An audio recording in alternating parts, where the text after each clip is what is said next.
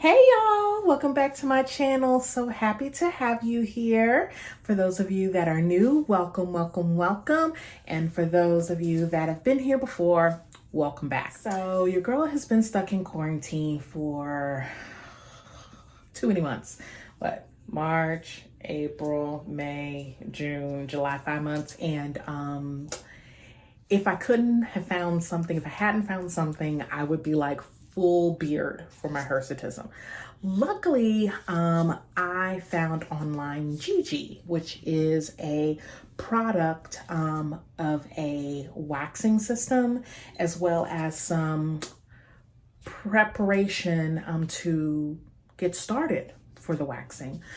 So I ordered the GiGi starter kit and tried it out, and it actually kind of worked. So I've been doing it, and I thought that it would be a great idea to share it with you guys. So let's get started.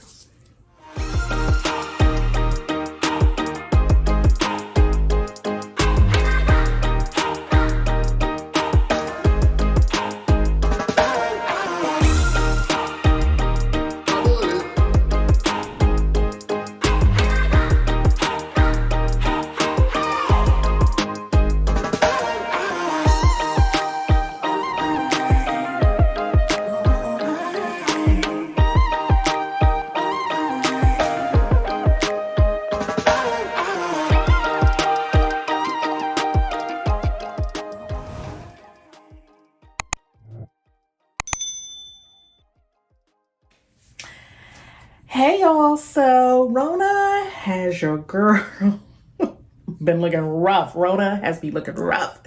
5 months without any self-care, no eyebrows, no chin, like it was driving me nuts. And my hair was coming in on my chin and it was really bothering me, and that affects my self-esteem a little bit because it just looks, ugh. So I started looking for solutions. I had tried tweezing, but I know that tweezing causes me to have ingrown hairs, so that's not really a good option for me, especially with my hyperpigmentation that I'm trying to resolve. If you haven't seen what I'm using right now to deal with my hyperpigmentation, please check out this video, which hopefully I will post up here or over here. It'll be posting one of the areas. Anyway, so check that out.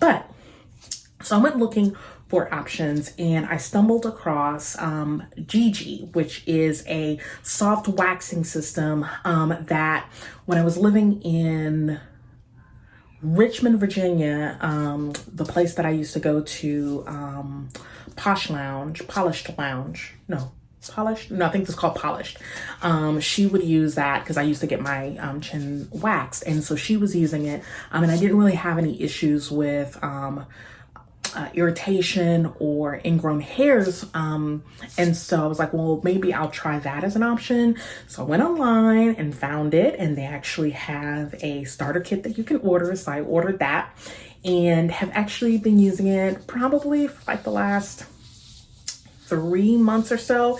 It's been doing a great job. Not as well as threading does for me. For me, threading, I can definitely get away with about 4 weeks in between threading. But with the waxing, I definitely do have to do it kind of every 2 to 3 weeks. But I'm trying to, minimize the exposure that I have to have for certain things, especially since I work, and especially since I have a son and then 2 parents that I live with who are older.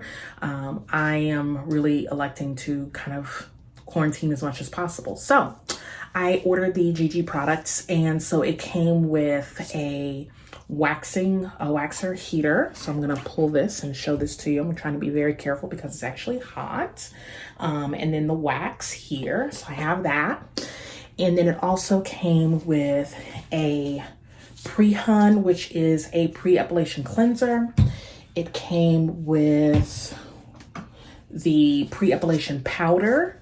It also came with wax off, and it came with a slow grow, or basically like a hair minimizer antiseptic for after I do my waxing.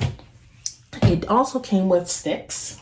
Let me show those. It came with sticks, and it also came with waxing strips that are like muslin or something like that. I don't know. So I've been using this for about 3 months. So I would definitely say my technique is not on point. Like, I use a lot of strips more than like probably what a professional would use. But you know, I'm not a professional. I'm doing this at home, so I'm learning.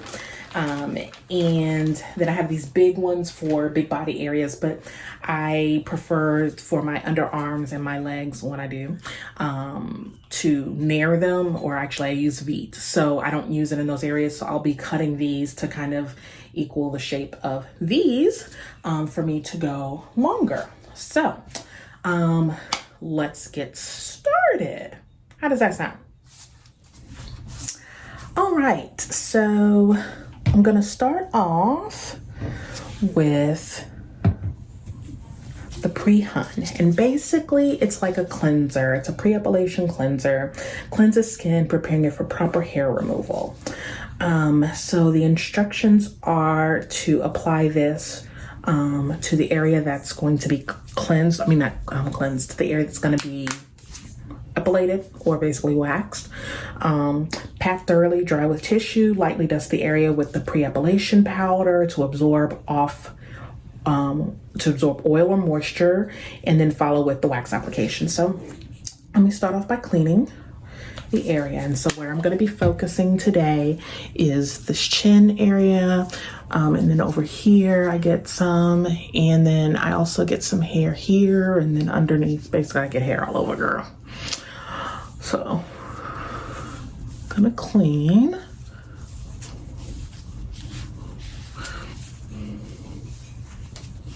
And it doesn't really have an odor. It smells more like alcohol, if anything. So I like to use these basic rounds. And let me show you how it looks coming out. I always forget where the camera is. So that's how it looks on the tissue. And then I usually clean twice, because especially I tend to do this more in the afternoon time. So I know that even though I cleanse my face in the morning, I've acquired some dirt. This makes me feel so dirty. This is why I hate white towels in hotels. Okay, so I don't pat it dry, I air dry it.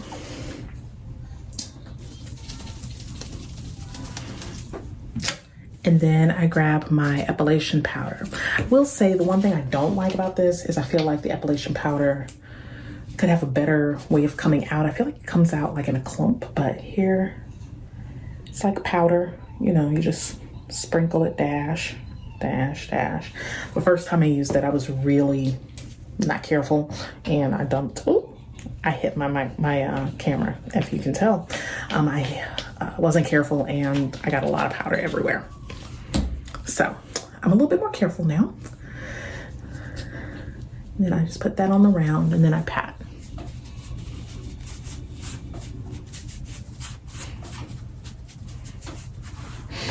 And get a little more.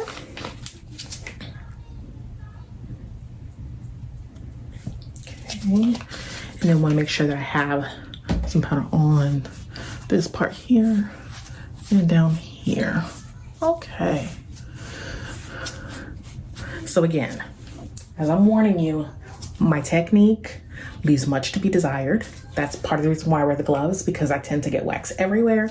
And I think that has more to do with me and my application than it does with the actual product, okay? So I use a little stick to stir usually, just to make sure that it's at the right consistency. You want to also check the temperature. So I usually check just kind of on my wrist area, make sure that it's not too hot, it doesn't feel too hot. Of course, I usually waste a thing to get the wax off. I'm not trying to really wax any hair, but just, and then I will clean up the wax area later when I clean off the wax of the rest of the wax. Oh, what's going on? Rest of the wax off my face. So I like to apply with the bigger stick because, well, my technique sucks. And what I will say is a little bit of the wax goes a very, very long way. So I usually get just a little, which I'll show you. I dip my stick in and I get just a little bit of the wax. And then I always start this area right here and I apply in the direction of the hair. I think I did too much of this area, but we'll make it work and make it do what it do. Then I set my stick down. Get this. And then I rub. And sometimes I feel like my hands don't really do a good job of rubbing it in, so I'll take another stick and I'll smooth it down like that. And then you want to pull off this, keeping your skin taut like this, and then pull in the opposite direction that the hair grows. So my hair tends to grow this way, so I'm pulling and wiping off. And then there, can you see that? Yeah, I have a beard. I really have a beard. So let me do some more.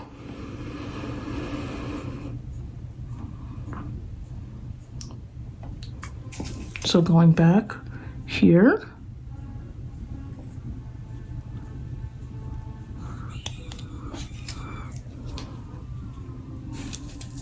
Like I said, my technique leaves much to be desired. But hey, it's a technique that we're working on.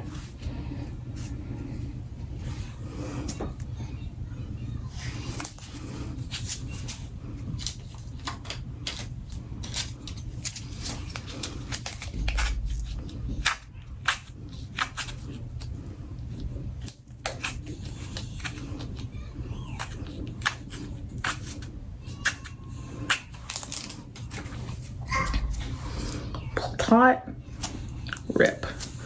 And I got more hair here. Focus, can you see? Okay.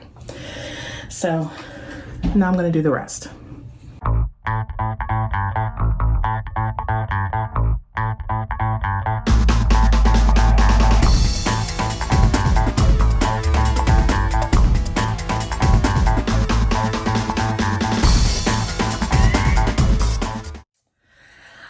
Okay, so all of the skin has pretty much been, all of the hair I think is pretty much gone. I did have to tweeze some areas just because the hairs were shorter. I usually like to wait about 3 weeks when the hairs are longer, but there are a few short hairs, so I tweezed those really easily. And so now I am going to use the wax off. And so again, this is something where I will say this, I wish it was in a bottle top like this, but it's not. They just have it in this thingy, so you have to dump. And you don't want to dump too much. That was another time where I dumped too much with the powder and this at the first time because I didn't know how it was going to come out. So I have this wax off, and then I just start going over the areas where the wax had been just to make sure that I get all of the wax off. And you'll see some areas stick where there's probably still a little bit of wax there. And we just comes off. And I might need more than one cotton round, but you get the job done. A little bit more. And so you can see, this is what it looks like here. And again,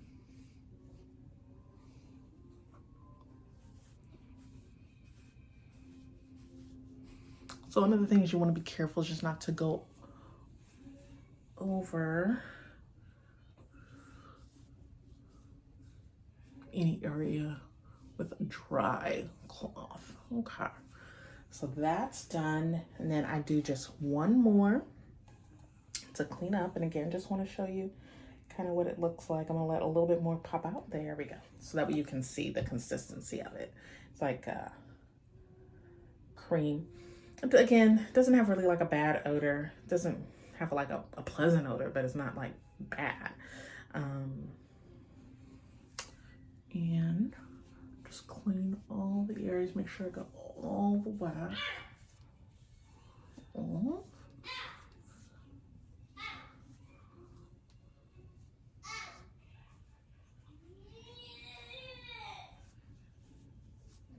Okay. So after using that, of course I put the top back on. The next thing I use is the Slow Grow Argan Oil hair minimizer. And I use this because it's supposedly supposed to help.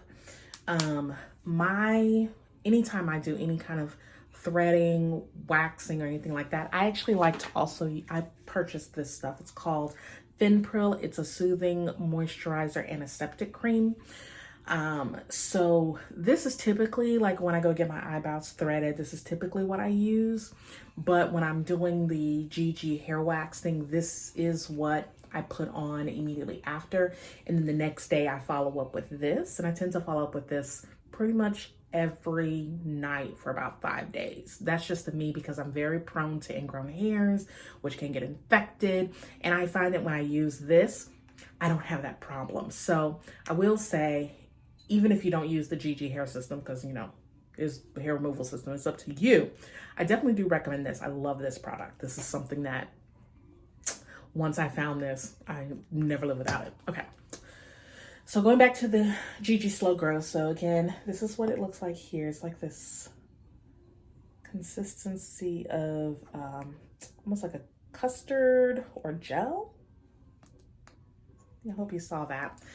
And I like to put it on with my fingers just so I can feel if there are any hairs that I missed.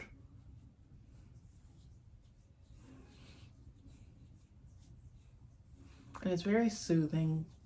It does have some alcohol in, so it can feel like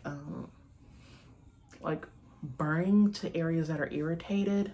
So you want to just be careful and being aware of where you might have caused some irritation if you got a little too aggressive. For example, I was having some issues here and getting some of the shorter hairs, which is why I ended up deciding to just tweeze them, but I was having some issues like right in here.